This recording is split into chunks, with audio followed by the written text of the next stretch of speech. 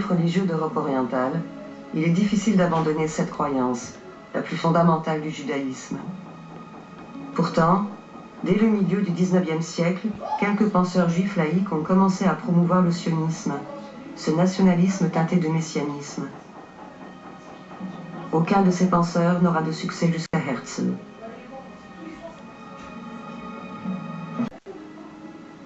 En 1896, Herzl écrit « Der Judenstaat », l'État des Juifs.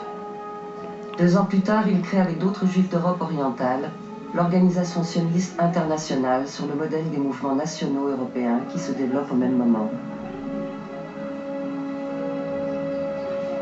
La Terre Sainte est appelée Palestine par les Européens, Syrie méridionale par les Ottomans. C'est ce territoire contrôlé par l'Empire ottoman que le mouvement sioniste va revendiquer, au nom des royaumes juifs qui s'y sont succédés dans l'Antiquité. De nombreux juifs arabophones vivent alors dans la région, mais le projet national juif pour le moment les concerne peu.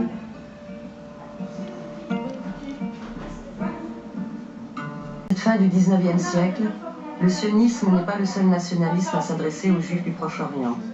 C'est aussi le cas du nationalisme arabe qui est en plein essor. Car de plus en plus, les Arabes de la région désirent se libérer de la tutelle ottomane.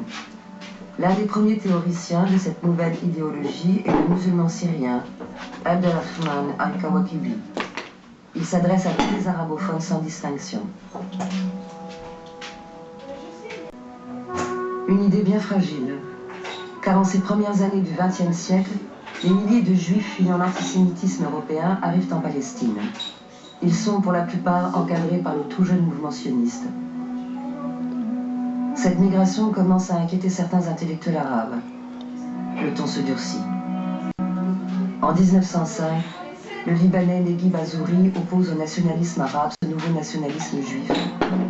Selon lui, ils sont destinés à s'affronter sans relâche jusqu'à ce que l'un d'entre eux l'emporte.